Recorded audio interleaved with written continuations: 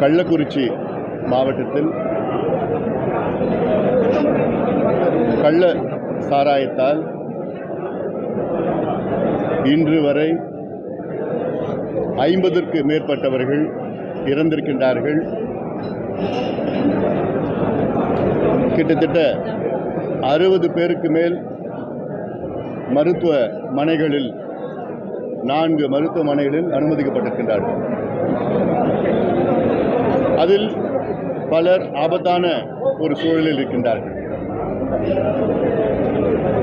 இது தமிழகத்திற்கு ஒரு பேரிழப்பாக நான் பார்க்கின்றேன். அதே போன்று தமிழகத்திற்கு ஒரு மிகப்பெரிய ஒரு அவமானமாக நான் பார்க்கின்றேன். குறிப்பாக தமிழக அரசிற்கு ஒரு மிகப்பெரிய ஒரு அவமானம். கடந்த ஆண்டுதான் விழுப்புரம் மாவட்டம், காஞ்சிபுரம் மாவட்டத்தில் கிட்டத்தட்ட 30 பேர் கள்ளச்சாராயம், விஷச்சாராயம் குடித்து இறந்தார்கள். அன்று முதலமைச்சர் அவர்கள் சொன்ன வார்த்தைகள், இந்த கள்ளச்சாராயம் கலாச்சாரத்தை இரும்பு கரங்களை கொண்டு அடக்குவோம், இந்த கலாச்சாரத்தை ஒழிப்போம் என்றெல்லாம் முதலமைச்சர் சொல்லி 10 மாதங்களுக்கு பிறகு கள்ளக்குறிச்சி மாவட்டத்தில் இவ்வளோ பெரிய ஒரு சம்பவம் நடந்திருக்கிறது. கள்ளக்குறிச்சி மாவட்டத்தில் கள்ளச்சாராயம் விற்பது புதிதல்ல. 40 ஆண்டு காலமாக இந்த மாவட்டத்தில் கள்ளச்சாராயம் விற்றுக் கொண்டிருக்கின்றார்கள். இது அனைவருக்கும் தெரியும், அனைத்து கட்சிகளுக்கும் தெரியும், அனைத்து காவல்துறையினருக்கும் தெரியும், ஆட்சியருக்கு தெரியும், மக்களுக்கு தெரியும். ஆனால் நடவடிக்கை எடுக்க அதிகாரிகள் தயங்கிக் கொண்டிருக்கின்றார்கள். காரணம் அரசியல் காரணத்துக்காக. இப்ப நம்ம கள்ளச்சாராயம் வித்தவங்க 4 பேரை கைது பண்ணிருக்கிறாங்க, செய்தி வந்திருக்கு. அதற்கு உடந்தையா இருந்த காவல்துறைக்கு என்ன தண்டனை? அதற்கு உடந்தையா இருந்த ஆட்சியருக்கு என்ன தண்டனை? அதிகாரிகளுக்கு என்ன தண்டனை? எல்லாத்துக்கும் மேல அரசியல்வாதிகளுக்கு என்ன தண்டனை? அரசியல்வாதிகள் அனுமதி இல்லாம, அவங்களுடைய ஆதரவு இல்லாம ஒரு சொட்டு கள்ளச்சாராயம் எங்கேயும் விற்க முடியாது. அதே போன்று காவல்துறைக்கு தெரியாம ஒரு சொட்டு கள்ளச்சாராயம் எங்கேயும் காய்ச்ச முடியாது. இங்க மாவட்டத்தில் ரெண்டுமே தொடர்ச்சியா 40 வருஷமா நடந்துட்டு இருக்கு. சிபிசிஐடி விசாரணைன்னு சொல்லியிருக்கிறாங்க. என்ன பொறுத்த வரைக்கும் அது வெறும் கண் துடைப்பு தான். சிபிசிஐடி விசாரணை நடந்து அதுல ஒரு 10 பேர் அதுல இருக்கிற காய்ச்சினவங்க வித்தவங்களை கைது பண்ணுவாங்க. ஆனா அவங்களுக்கு ஆதரவா இருந்து அரசியல்வாதிகள் என்ன செய்யணும், என்ன செய்ய போறாங்க? ஒன்னும் செய்ய போறது கிடையாது. இது வெறும் கண் துடைப்பு தான். முதலமைச்சர் இதற்கு பொறுப்பேற்க வேண்டும். பொறுப்பேற்று இந்த துறை அமைச்சர் முத்துசாமி அவர்களையும், இந்த மாவட்டத்தை பொறுப்பு அமைச்சர் ஏவா வேலு அவர்களையும் உடனடியாக இன்றே பதவி நீக்கம் செய்ய வேண்டும். பொறுப்பிலிருந்து எடுக்கணும் 2 அமைச்சர்களையும். ஏன்னா இந்த 2 அமைச்சர்கள் தான் இதற்கு பொறுப்பு. அதே போன்று இந்த தொகுதியின் திமுக மாவட்ட செயலாளர்கள் 2 சட்டமன்ற உறுப்பினர்களை கைது பண்ணணும். என்ன பொறுத்த வரைக்கும் இது ஏதோ திடீர்னு நடந்த சம்பவம் கிடையாது. அதுவும் சங்கராபுரம் எம்எல்ஏ உதயசூரியன், பேர் உதயசூரியன், 5 முறை எம்எல்ஏ. அவருடைய ஆதரவால தான் இந்த பகுதியில் எல்லாமே கள்ளச்சாராயம் காசிட்டு இருக்கிறாங்கன்னு எல்லா மக்களுக்கும் தெரியும், ஊடகத்துக்கும் தெரியும், காவல்துறைக்கு தெரியும், மக்களுக்கும் தெரியும்.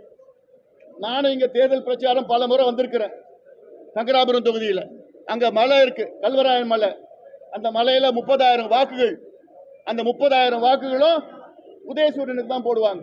காரணம் அங்க காய்ச்சற கள்ளச்சாராயத்துக்கு இவர் தான் எல்லாத்துக்கும் ஆதரவு. யாராவது அங்க காவல்துறையில மாட்டினாங்கன்னா உடனே இவர் போன் பண்ணி அவங்களை விடுவிப்பார்.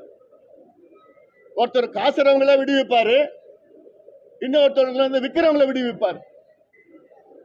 ரிஷிவந்திய எம்எல்ஏ வசந்தம் கார்த்திகே, இவருடைய அனுமதி இல்லாம இந்த மாவட்டத்தில் இருந்து நடக்காது. இவர் தான் அங்க பொறுப்பு இல்லாத ஒரு அமைச்சர். இதெல்லாம் பேசிட்டு இருக்கிறாங்க மக்கள், எல்லாருக்கும் தெரியுது, ஊடகம் உங்களுக்கும் தெரியும். முதலமைச்சருக்கு ஏன் தெரியலன்னு எனக்கு புரியல. இவங்க சொல்றாங்க மாவட்ட ஆட்சியர் காலையில வந்து அந்த வசந்தம் கார்த்திகேயன் பேட்மிண்டன் ஆடுவாராம். அவரை பார்த்து வணக்கம் வச்சுட்டு தான் போனோமா. இவர் யாருன்னா ஏவாவேலுவோட அனுதாபி. ஏவாவேலு பொறுப்பு அமைச்சர், இந்த அமைச்சர். அப்ப என்ன நடக்குதுங்க? ஆட்சியா நடக்குதுங்க. இன்னைக்கு வரைக்கும் 50 பேருக்கு மேல இறந்திருக்கிறாங்க. இன்னும் என் கணக்கு இன்னும் ஒரு 20-25 பேர் போன்னு தோணுது எனக்கு. ஒரு மருத்துவரை நான் சொல்றேன். கடந்த ஆண்டு நடந்த சம்பவம் விழுப்புரத்துலயும் காஞ்சிபுரத்தில் நடந்த சம்பவத்துல அப்ப ஆன்டிடோட் கேட்டேன். ஃபெமிபிசோல் அது ஆன்டிடோட் இருக்கான்னு கேட்டேன். இல்ல, ஜிப்மர்ல மட்டும்தான் இருக்கு, இந்தியாவிலே இல்ல. இந்தியாவிலேயே இறக்குமதி பண்றது ஏன்? உயிர்லாம் உங்களுக்கு முக்கியம் இல்லையா? இது அவமானமா இருக்கு. தமிழ்நாட்டுக்கு ஒரு அவமானம். திமுக ஆட்சிக்கு மிகப்பெரிய ஒரு அவமானம். கடுமையா கண்டிக்கிறோம். முழு காரணம் முதலமைச்சர் எடுத்துக்கணும், அந்த பொறுப்பு அமைச்சர்கள் எடுத்துக்கணும், ஆட்சி அதிகாரத்தில் இருக்கின்றவர்கள். 4 பேர் மேல எஃப்ஐஆர் போட்டீங்க இல்ல நீங்க?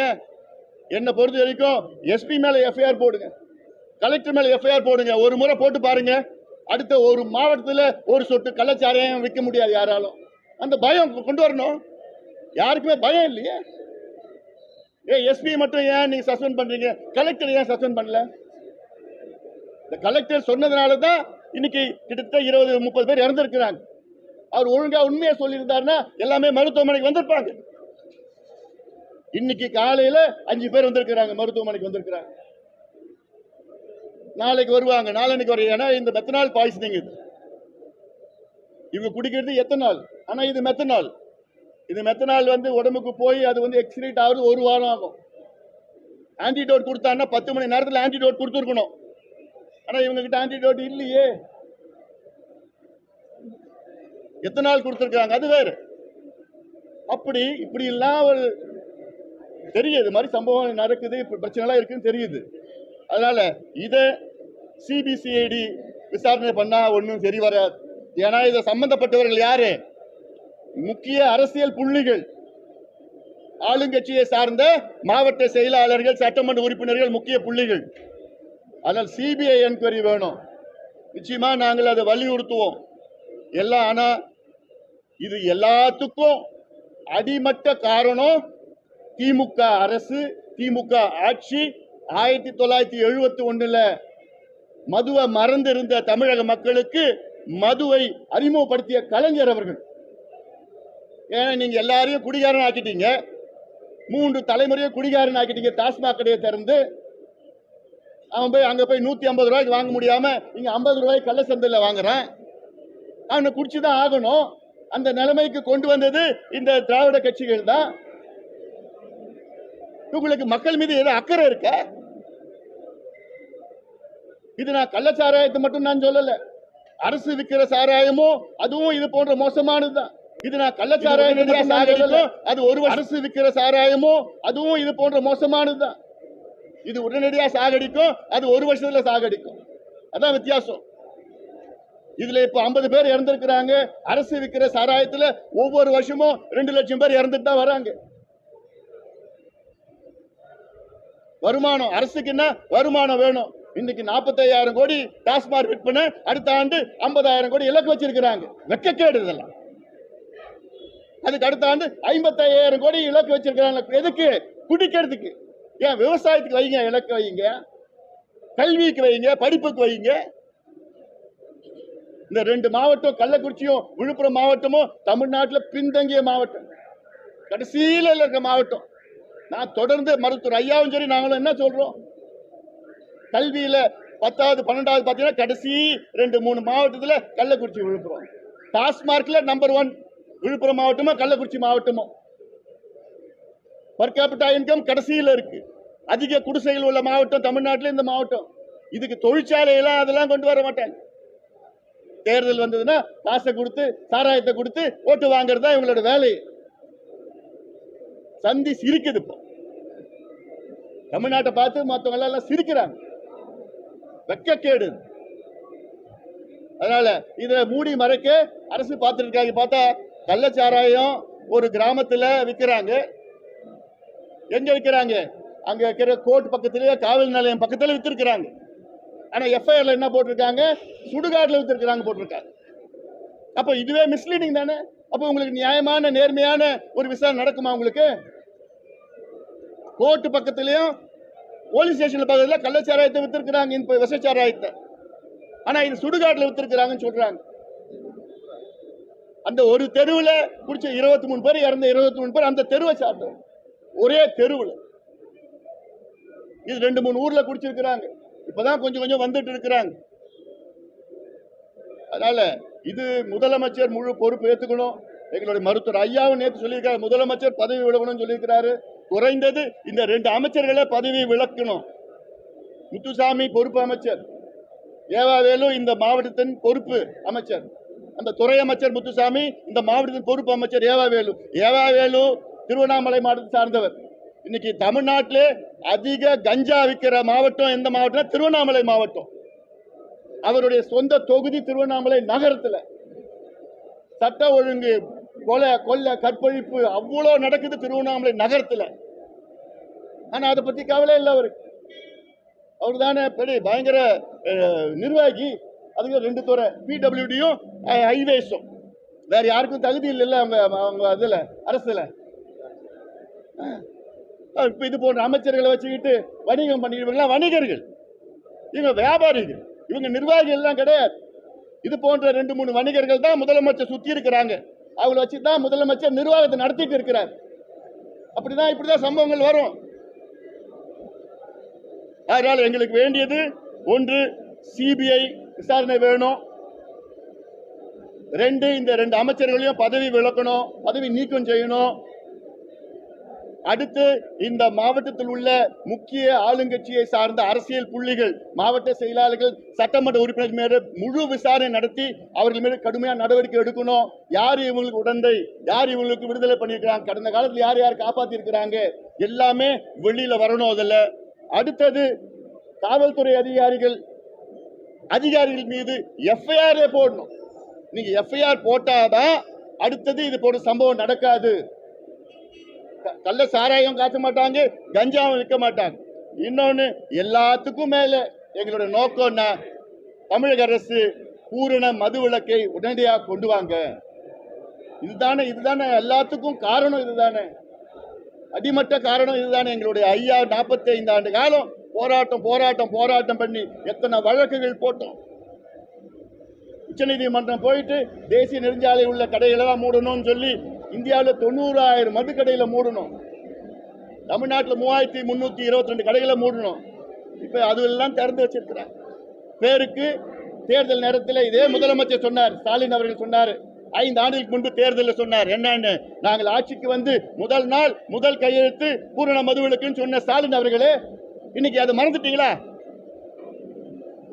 அது திமுகனா அப்படிதான். நாங்க ஒண்ணு சொல்லுவோம், அதை செய்ய மாட்டோம். அதான் அவங்களுடைய கொள்கை. சொல்றதுக்கும் செய்யறதுக்கும் சம்பந்தமே கிடையாது. அதனால இது நிச்சயமாக பாட்டாளி மக்கள் கட்சி இது சம்பந்தமாக இன்னும் 1-2 நாட்களில் கடுமையான போராட்டத்தை நாங்கள் நடத்தியிருக்கின்றோம். அதை நாங்கள் அறிவிக்கிறோம். எங்க செய்ய போறோம், எங்க அறிவிக்க போறோம் நாங்க. ஏன்னா இது ஏதோ இந்த ஒரு சம்பவம் கிடையாது, தொடர்ச்சியான பிரச்சனை. இது தமிழ்நாட்டுடைய வாழ்வாதார பிரச்சனை, சமூக நீதி பிரச்சனை. இன்னைக்கு சமூக நீதி பத்தி பேசுறீங்க. சமூக நீதினா நீங்க மது விலக்கை அமல்படுத்துங்க, அதுதான் சமூக நீதியினுடைய முதல் பிரச்சனை, அதுதான் தீர்வு.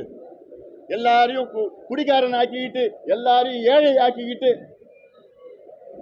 நீங்க மட்டும் இந்த இருக்கிற 2-3 வியாபாரிகளை வச்சுக்கிட்டு நிர்வாகம் பண்ணிட்டு இருக்கீங்க. ஏதாவது கேள்விகள் இருக்கா?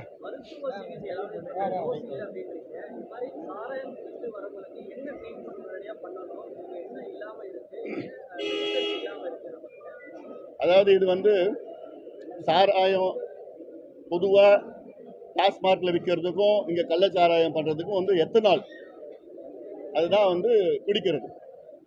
அதுல மெத்தனால் கலந்து பண்ணா அது விஷம் வந்துடும். மெத்தனால் அதுல சிறிய அளவுல கலப்பாங்க, சில நேரத்தில் கலப்பாங்க. இதுல எந்த அளவு கலந்துருக்காங்க அவங்களுக்கே தெரியல. இது மெத்தனால் பாய்சனிங். மெத்தனால் பாய்சனிங் 10 மணி நேரத்தில் அனுமதிக்கப்பட்டு ஆன்டிடோட் கொடுக்கணும். அதில் ஃபெமிபசோல்னு சொல்லிட்டு ஆன்டிடோட் இருக்கு. அது கொடுத்தா உடனடியாக ஒரு 10 மணி நேரம் 12 மணி நேரத்தில் அந்த மெத்தனால் உடம்புல அப்சார்ப் ஆகாம பார்த்துக்குவோம் அந்த ஆன்டிடோட். அந்த ஃபெமிபசோல் இல்லைன்னா கூட அட்லீஸ்ட் ஒரு எத்தனால் கொடுக்கலாம். இங்க எத்தனால் கொடுத்துருக்குறாங்க. ஆனா அந்த ஆன்டிடோட் வந்து முக்கியமானது.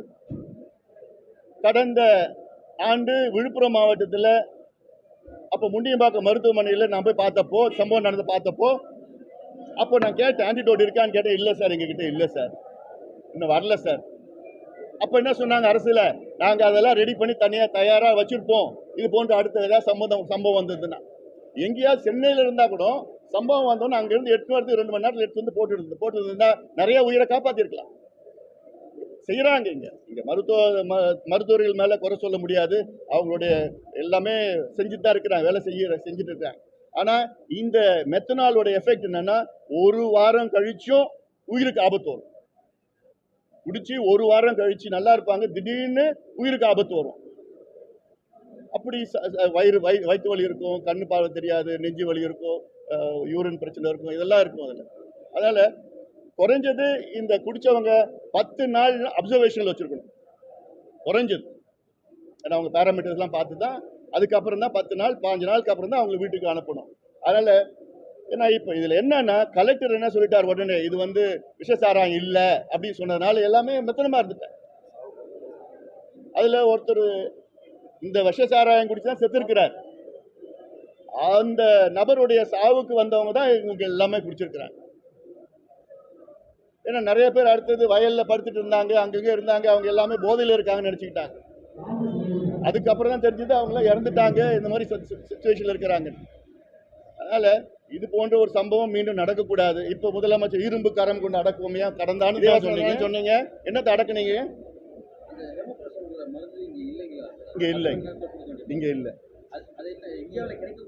இருக்கு. இந்தியாவில் நிச்சயமா இருக்குது. ஏன்னா இதுல என்னன்னா, கடந்த ஆண்டு நடந்த சம்பவத்திலேயே அப்பவே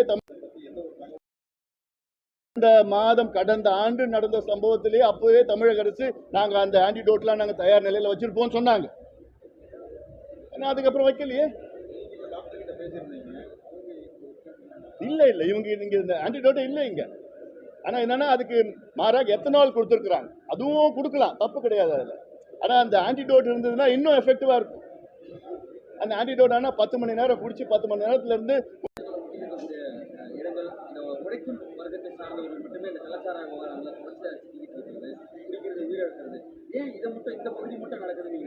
கள்ளச்சாராயம் மட்டும் இல்ல, அரசு சாராயமும் வட மாவட்டத்தில் அதிக விற்பனை நடக்குது. இப்போ நீங்க வட மாவட்டத்தில் உள்ள 15 மாவட்டம் எடுத்துக்கங்க. விழுப்புரம், காஞ்சிபுரம், செங்கல்பட்டு, வேலூர், திருவண்ணாமலை, கடலூர், மயிலாடுதுறை, அரியலூர், கள்ளக்குறிச்சி, சேலம், தர்மபுரி, இதெல்லாம் எடுத்துக்கங்க. இதில் பார்த்தீங்கன்னா கடந்த 15 ஆண்டு காலமாக 10வது 12வது கல்வி அந்த ஸ்டாட்டிஸ்டிக்ஸில் கடைசி 15 இடத்துல இந்த 15 மாவட்டம் தான். ஆனால் இந்த 15-20 ஆண்டுகளில் டாஸ்மாக் விற்பனையில் முதல் மாவட்டம் பார்த்தீங்கன்னா இந்த 15 மாவட்டம் தான். தொழிற்சாலைகளில் கடைசியில் இருக்கிற மாவட்டம் இந்த 15 மாவட்டம். பர் கேபிட்டா இன்கம்ல தமிழ்நாட்டிலே கடைசியில் மாவட்டம் இந்த மாவட்டம் தான். குடிசைகள் அதிகமாக உள்ள மாவட்டம் இந்த மாவட்டங்கள் தான். என்ன, இந்த மக்களை வந்து வாக்கு வங்கிகளாக இந்த மாவட்டத்தில் 2 பெரிய சமுதாயம், ஒன்று தாழ்த்தப்பட்ட சமுதாயம், அடுத்தது வன்னிய சமுதாயம். இந்த 2 சமுதாயங்களும் இந்த அரசுகள் வந்து வெறும் ஓட் பேங்கை தான் பயன்படுத்தி தவிர அவங்களை முன்னேற்றுவதற்கு எதுவும் கிடையாது. இப்போ இந்த சம்பவத்தில் இறந்தவங்க கிட்டத்தட்ட 90 விழுக்காடு பட்டியலினத்தை சார்ந்தவர்கள். அப்ப அண்ணா அவங்க என்ன அவ்வளோ பாவப்பட்டு இருக்கிறாங்களா? என்ன அந்த நிலையை கொண்டு வந்ததே இவங்க தான். அதனால இந்த மாவட்டத்திற்கு இவங்க முன்னேற்றம் கொண்டு வரணும், தொழிற்சாலை கொண்டு வரணும், வேலை வாய்ப்பை கொண்டு வரணும், வானம் பார்த்த பூமி விவசாயிகளுக்கு இன்னும் திட்டங்கள் கொண்டு வருது, நீர் மேலாண்மை தடுப்பணையில கட்டுங்க, அதெல்லாம் விட்டுட்டாங்க. ஏன்னா இதுல காவல்துறை சார்பாக ரைடு போய் அப்பப்போ அழிச்சுட்டு வந்துட்டு தான் இருக்காங்க. ஆனால் இப்போ கைது செய்யப்பட்ட குற்றவாளிகள் வந்து பார்த்தீங்கன்னா, இவர் வாங்கி விட்டதாகவும் அவர் சார்ந்த இன்னொருத்தவரையும் அவர் சார்ந்த இன்னொருத்தரும் போய் இப்போ மரக்கானவரையுமே போயிடுச்சு. ஸோ இது ஒரு செயின் லிங்காக தான் போய்கிட்டு இருக்க தவிர இது வந்து ஒரு இண்டஸ்ட்ரியல்ஸோ அந்த மாதிரி போகக்கூடிய ஒரு மெத்தனால ஸ்பெட் எடுத்து நிற்கிறதுனால வரக்கூடிய பாதிப்புன்னு சொல்கிறாங்க. ஸோ இந்த கல்ராயன்மலை பகுதியில் வரக்கூடியது இல்லைன்றாங்க. இப்போ போலீஸார் வந்து இங்கே இருக்கக்கூடிய சாராய வியாபாரிகளை இன்னைக்கு அரெஸ்ட் பண்ணி வரதையும் ஒருவேளை மாற்றாக அவர்கள் நோக்கி உண்மையிலும் போகிறாங்களா, இல்லை கண்காணிப்புக்காக அவர்களும் சேர்ந்து கைது செய்கிறாங்களா? இல்லை, ஏதாவது கல்வராயன் மலையில் அங்கே பழங்குடி சார்ந்த மக்கள் வந்து 40 ஆண்டுகளுக்கு மேலாக அங்க கள்ளச்சாராயத்தை காய்ச்சிட்டு இருக்கிறாங்கன்னு எல்லாருக்கும் தெரியும். இங்க நான் தேர்தல் நேரத்தில் வந்தா தேர்தல் நேரத்திலே தேர்தல் பரப்புரையில் நான் பலமுறை சொல்லியிருக்கிறேன். எங்க கட்சி சார்பில் இங்க போராட்டங்களும் பல கடந்த காலம் நடத்தியிருக்கிறோம், சொல்லியிருக்கிறோம். ஆனா யாரும் அதை செவிசாக்கல. ஏன்னா அவங்கள ஓட் பேங்காக தான் பார்க்குறாங்க. 32,000 ஓட்டு அந்த மலையில இருக்கு. இவங்க அவங்களுக்கு பாதுகாப்பாக இருக்கிறாங்க. பாதுகாப்பாக இருந்து தேர்தல் நேரத்தில் அவங்களுக்கு பணத்தையும் கொடுத்து சாராயத்தை கொடுத்தா ஓட்டு போட்டுடுறாங்க. இதுதான் அதனால தான் இவர் 5 முறை எம்எல்ஏவாக இருக்கிறார். எடுத்தோடனே இவருக்கு 30,000 ஓட்டு வந்துடுது. அவருக்கு மீதி இருக்கிற கீழே இருக்கிற மலை கீழே இருக்கிற ஓட்டு வாங்கினாலும் 5 முறை எம்எல்ஏ இருக்கிறார். அவங்களுக்கு பாதுகாப்பு. காய்ச்சறவங்களுக்கு இவர் பாதுகாப்பு, விற்கிறவங்களுக்கு இன்னொருத்தர் பாதுகாப்பு. அப்படி யாராவது இங்கே கைது பண்ணால் உடனே அவங்களுக்கு ஃபோன் பண்ணி எஸ்பிக்கு கலெக்டருக்கு அவர் ஃபோன் பண்ணி மிரட்டுறது, விட்டுடுங்க, ரிலீஸ் பண்ணுங்க, அவங்களுக்கு நம்ம ஆள் தெரிஞ்ச ஆள் அப்படின்னா.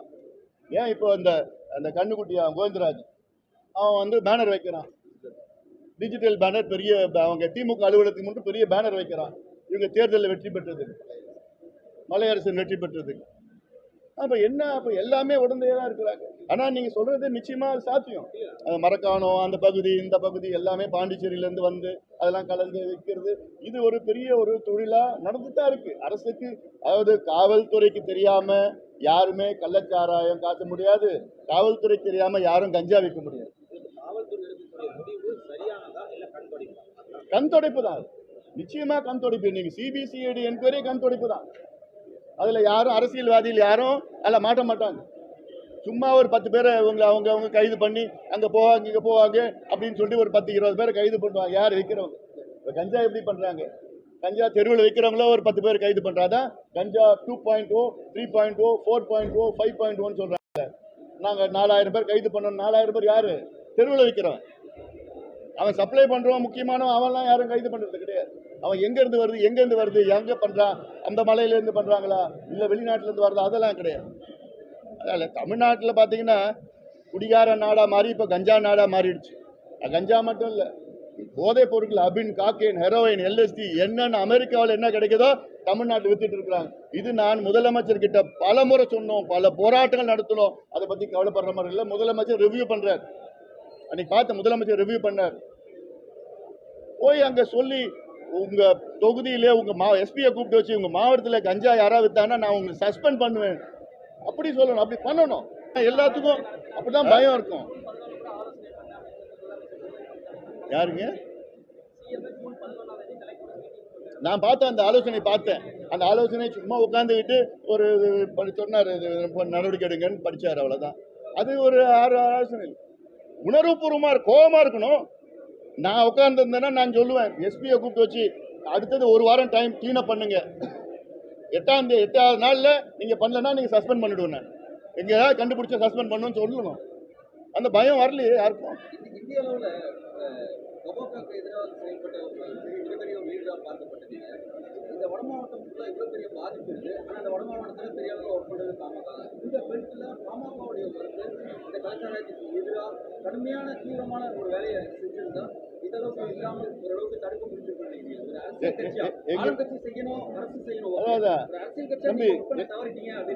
தம்பி, எங்ககிட்ட ஆட்சி ஒரு மாசம் இருந்தா போதும், அதிகமா வேண்டாம். இல்ல சொல்றேன் நான், எங்ககிட்ட ஆட்சி 1 மாதம் இருந்ததுன்னா என்டையர் தமிழ்நாடு நாங்கள் கிளீனப் பண்ணுவோம்.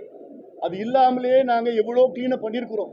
இன்னைக்கு தமிழ்நாட்டில் 7500 மதுக்கடைகள் இருந்தது, இன்னைக்கு கிட்டத்தட்ட 4800 தான் இருக்கு. அது காரணமே நாங்கள் தான். விழிப்புணர்வு ஏற்படுத்தியது நாங்கள் தான். எந்த கட்சியும் பூரண மதுவிலக்கு ஏற்றுக்கல, கொள்கை ஏற்றுக்கல. எங்கள் ஐயா தொடர்ந்து போராட்டம் பண்ணி தான் இன்னைக்கு எல்லா கட்சியும் பூரண மதுவிலக்கு கொள்கை அளவில் ஏற்றுக்கிறாங்க. சும்மா கொள்கை அளவு, அதுவே பெரிய விஷயம். அதனால இது சட்டம் ஒழுங்கு பிரச்சனை, இது ஒழிக்கணும். எல்லாமே நான் சொல்லியிருக்கேன்ல, இல்லை யாரு அதிக பாதிப்புனா தாழ்த்தப்பட்ட சமுதாயம், வன்னிய சமுதாயம் பாதிப்பு.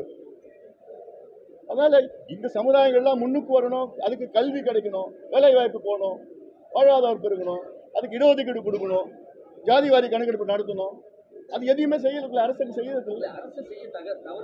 அது நாங்க எங்களால என்னென்ன முடியுமோ நிச்சயமா நாங்க எத்தனையோ போராட்டங்கள், அதாவது இதை எதிர்த்து அதிக போராட்டம் செய்த கட்சி பாட்டாளி மக்கள் கட்சி. அது யாராலும் மறுக்க முடியாது. தொடர்ந்து போராட்டம் செஞ்சிருக்கோம், மாநாடு நடத்தணும், போராட்டம் செஞ்சிடும், நீதிமன்ற வழக்கு சட்டமன்றத்தில் பேசியிருக்கிறோம், நீதிமன்றத்தில் எத்தனையோ வழக்கு தொடர்ந்து பண்ணிட்டு இருக்கோம். உறுதியா எங்களுக்கு சிபிஐ என்கொயரி வேணும். ஏன்னா இவங்க அனுமதிக்க மாட்டாங்க. ஏன்னா இதுல தொடர்பு உள்ளவர்கள் வந்து திமுகவை சார்ந்தவர்கள். அதனால உறுதியா நாங்க மத்திய அரசுல வலியுறுத்தி சிபிஐ என்கொயரினா இது வந்து ஏதோ ஒரு சம்பவமா பார்க்க கூடாது, ஒரு சம்பவமா பார்க்க கூடாது. இருக்கட்டும், அது கோர்ட்டுக்கு போகலாம், இவங்க கொடுக்கலன்னா நீதிமன்றம் போகலாம். நிச்சயமா அதுக்கு என்னன்னா பாலு இருக்க வழக்கறிஞர் அவர் தானே இன்னைக்கு இந்தியா முழுக்க எல்லாத்தையும் ஒழிச்சிருக்கிறாரு. நிச்சயமா நாங்க போவோம், என்னென்ன வகையில் இருக்கோ அனுப்புவோம். ஏன்னா ஏன் சிபிஐ என்கொயரி வேணும்னா இது போன்ற யார் உடந்தையா இருக்கிறாங்க, யார் இதுல தொடர்பு உள்ளவர்கள், ஏதோ இந்த சம்பவத்துக்கு மட்டும் கிடையாது, கடந்த 20 ஆண்டு காலமாக யார் யார் சம்பவத்திற்கு உடந்தையா இருந்திருக்கோம், யார் இவங்களுக்கு பாதுகாப்பு கொடுத்துருக்காங்க, எங்கேருந்து வருது, எங்க போகுது, வருங்காலத்தில் இது போன்ற சம்பவம் நடக்கக்கூடாது. அதுக்காக சிபிஐ என்கொயரி வேணும். ஏன்னா சிபிசிஐடி அதை நான் மதிக்கிறேன், நான் தப்பு சொல்லலை. ஆனா அவங்களுக்கு ப்ரெஷர் கொடுப்பாங்க இவங்க. ஏன்னா இது அமைச்சர்கள்லாம் இருக்கிறாங்க, மாவட்ட செயலாளர்கள் இருக்கிறாங்க, அவங்க ப்ரெஷர் கொடுப்பாங்க. அதனால அது நேர்மையா நடக்காது, உண்மையா நடக்காது. கண் தடைப்பு ஒரு 10-20 பேர் கைது பண்ணாங்க. வருங்காலத்தில் இது போன்ற சம்பவம் நடக்கக்கூடாது. அதற்கு முதல்ல என்ன பண்ணணும், தமிழ்நாடு அரசு டாஸ்மாக் கடையை அட்லீஸ்ட் கொஞ்சம் கொஞ்சமா மூடுங்க. ஏன்னா அந்த ஒரு குடி நோயாளிகளை தமிழக அரசு உருவாக்கி இருக்கு. மது இல்லாம இருக்க முடியாது. அவங்க கிட்ட போய் 150 ரூபாய்க்கு பதிலாக இங்க 50 ரூபா 30 ரூபாய்க்கு குடிச்சிட்டு போறான். சொல்றானே என் பையன், காலையில் ஒரு பையன் இங்க இன்னைக்கு காலையில் அட்மிட் பண்ணியிருக்காங்க. 4:30 மணிக்கு காலையில் 4:30 மணிக்கு எழுந்த உடனே குடிப்பான். அவன் வயசு 21 அட்மிட் பண்ணியிருக்கான். இன்னைக்கு காலையில் 4:30 மணிக்கு எழுந்த உடனே முதல்ல குடிப்பேன்னு சொல்றான். அப்போ இதுதான் திராவிட மாடல், தெரிஞ்சுக்கங்க. இதுதான் திராவிட மாடல். 6 வருஷமா குடிச்சிட்டு இருக்கிறான். அப்போ 15 வயசுல இருந்து இவங்க போட்டு குடிக்கிறதுனா என்ன நிலைக்கு தமிழ்நாடு போகுதுன்னு பாருங்க. இன்னொன்னு, இந்த டாஸ்மாக் கடையில அந்த பார் இருக்குல்ல, அந்த பார் வந்து எல்லா பாரும் திமுக கட்சிக்காரங்க நடத்துறாங்க. இந்த பார்ல 24 மணி நேரம் அங்க அந்த டாஸ்மாக் சரக்கு கிடைக்கும். அவங்க என்ன பண்றாங்க, ராத்திரி முழுக்க கடையை வந்து 8-9 மணிக்கு மூடுறாங்களா, 10 மணிக்கு மூடுறாங்க கடை, பேருக்கு தான். அதுல எல்லாத்தையும் பக்கத்தில் வச்சிடுறாங்க, பாரில் கொடுத்துட்டு காலையில் வந்து கணக்கு போட்டு பில்லை போட்டுடுறாங்க, அவ்வளோதான். அப்போ என்ன நடத்துங்க, என்ன ஆட்சி நடத்துறீங்க? உங்களுடைய நிறுவனர் அண்ணா அவர்கள் எத்தனை முறை சொன்னார், மதுவில் வருகின்ற வருமானம் குஷ்வரோகி கையில் இருக்கின்ற வெண்ணையை போன்றது, அது ஒரு பொழுதும் எனக்கு வேண்டாம் என்று அவங்க நிறுவனர் அண்ணா அவர்கள் சொன்ன பிறகும் இவங்க அதில் போய் திணிக்கிறாங்க. விற்கல, இவங்க திணிக்கிறாங்க. செந்தில் பாலாஜி இருந்தார், உள்ள இருக்கிறார். அவர் இருந்தாருன்னா நேரம் 70,000 கோடிக்கு போயிருக்கோம் தமிழ்நாட்டிலுடைய மது விற்பனை. இப்ப 55,000 கோடி தான் இருக்கு. அது விரைவில் நாங்கள் பேசி முடிச்சிருக்கோம். எங்களால் இப்போ முடிஞ்சது பிரெட்டு, ரொட்டி, பிஸ்கெட்டு அதெல்லாம் கொடுத்துருக்குறோம். சார், இப்போ இந்த விசசாராய குடிச்சில் வந்து 4 பெண்கள் இறந்துருக்காங்க. இது இல்லாமல் வந்து 10 பேர் வந்து பெண்கள் இருக்கிறாங்க. 13 வயசு சிறுமி வரையா இந்த கள்ளச்சாராயம் குடிச்சு அனுமதி இருக்கிறாங்க. அதான் இப்போ என்னன்னா, நாங்கள் முதல்ல பரப்புரை செய்வோம். பூரண மதுவிலக்கு சம்பந்தமாக பரப்புரை செய்கிற நேரத்தில் பெண்கள் தான் அதிகமாக எதிர்ப்பாங்க. கிராமத்துலலாம் பெண்கள் அவ்வளோ எதிர்ப்பாங்க. இப்போ அந்த எதிர்ப்பு கொஞ்சம் குறைஞ்சிருக்கு. என்ன காரணம்னு பார்த்தோன்னா, 2 பேருமே சேர்ந்து குடிக்கிற நிலையில் இருக்கிறாங்க. அது நான் சொன்னா எனக்கு இருக்கு, பட் அது யதார்த்தமாக நான் சொல்றேன். நான் இருக்கிறேன். அவர்களுக்கு அதிகபட்சமான படிப்பறிவு வந்து பார்த்தீங்கன்னா ஒரு கிராஜுவேட் டிகிரி கூட போக முடியல. ஏன்னா அவங்களுக்கான வேலை வாய்ப்புகளே கிடையாது. ஏற்கனவே இந்த கடுக்காய் தொழிற்சாலையும் அவங்க மூடிட்டாங்க. பல ஆண்டுகளாக பல்வேறு தேர்தல்கள் வந்தாலும் அவங்க கோரிக்கை வைக்கிறதுனா வேலை வாய்ப்பு வேணும் தான். வேலை வாய்ப்பு இல்லாததுனால தான் அவர்கள் இது போன்ற விஷயங்களை ஈடுபடுறாங்க. ஸோ இதற்கு மாறாக அரசியல் கட்சிகள் பொய் வாக்குறுதிகளை கொடுத்துதான் இந்த ஓட்டு வாங்குகிறாங்க அப்படின்றது உங்களோட கருத்தாக. இதற்கு மாற்று கருத்தாக தமிழக அரசு இப்போது என்ன நடவடிக்கையை மேற்கொள்ளணும்னு நினைக்கிறீங்க? சரியான கேள்வி கேட்டுக்கிறீங்க. ஏன்னா இதுதான் அந்த மைய பிரச்சனை. இப்போ ஏற்காடு மலையில் இருக்கிறவங்க ஏன் இங்கேருந்து இப்போ ஆந்திராவில் போய் செம்மரம் வெட்டணும், மரத்தை வெட்டணும், அங்கே வாழ்வாதாரம் இல்லாது. அங்கேயும் மலைவாழ் மக்கள் தான், இங்கேயும் கல்வராயன் மலையில் மலைவாழ் மக்கள். ஏன்னா இங்கே இருக்கிற மலைவாழ் மக்கள் எல்லாமே அங்கே கொண்டு போயிட்டு அவங்க வந்து செம்மரத்தை கடக்கிறது வெட்டுறது அப்புறம் இது போன்ற கள்ளச்சாராயம் வைக்கிறது எல்லாம் அவங்க தான் பண்ணுறது சூழ்நிலை. மலைவாழ் மக்களுக்கு எவ்வளோ திட்டங்கள் மத்திய அரசு திட்டங்கள் இருக்கு, ஆனால் அது அவங்ககிட்ட கொண்டு போகிறது கிடையாது. இவங்க ஆட்சியில் இருக்கிறவங்க அங்கே இருக்கிற எம்எல்ஏக்களோ ஆட்சியில் இருக்கிறவங்களே கொண்டு போகிறது கிடையாது. அவங்களுக்கு திட்டம் கொண்டு வரலாம். இப்போ உதாரணம் தருமபுரியில் வந்து சித்தேரி மலை இருக்கு. அந்த சித்தேரி மலையில் அங்கே இருக்கிற ஒரு 28,000 பேர் இருக்கிறாங்க, மலைவாழ் மக்கள் இருக்காங்க. அவங்களுக்கு நான் என்னால் என்னென்ன உதவிகளை பண்ண முடியுமோ அவங்களுக்கு கல்வி வேலை வாய்ப்பு எல்லாமே உருவாக்கி அவங்களுக்கு நான் இப்போ கிட்டத்தட்ட என் நிதியில் ஒரு 50 லட்சம் ரூபாயில் வந்து ஒரு கல்யாண மண்டபம் கட்டி கொடுத்து நிறையா அதை செஞ்சுருக்கீங்கன்னா அவங்க இப்போ நல்ல மகிழ்ச்சியாக இருக்கிறாங்க. அதுதான் வேணும் அவங்களுக்கு. யாருமே வந்து கள்ளச்சாராயம் காய்ச்சணும்னு யாரும் விரும்ப போகிறது கிடையாது. அவங்க வாழ்வாதாரம் இல்லை, படிப்பு இல்லாத சூழல்ல அது போன்று தள்ளப்படுகிறார்கள். அவங்கள இவங்க வந்து என்ன பண்ணா ஓட் பேங்க், அவ்வளோதான், ஓட் பேங்காக வச்சுக்கணும். ஏன்னா இந்த திராவிட கட்சிகள் வந்து பார்த்தீங்கன்னா அது குறிப்பாக திமுகவில் வந்து அவங்க என்றைக்கும் படித்து முன்னேறக்கூடாது. இதுதான் தாழ்த்தப்பட்ட சமுதாயம் வன்னியர் சமுதாயத்துக்கும் திமுக செஞ்சிருக்கிற துரோகம்னு நான் சொல்லுவேன் நான். ஏன்னா இவங்க படிச்சிடக்கூடாது, வேலை வாய்ப்பு போகக்கூடாது. படித்து வேலை வாய்ப்பு போனால் இவங்க ஓட்டு போட மாட்டாங்க. அதே போன்ற கல்வராயன் மலையில் அதே நிலையில் தான் அப்படியே வச்சிருக்கிறாங்க. நன்றி.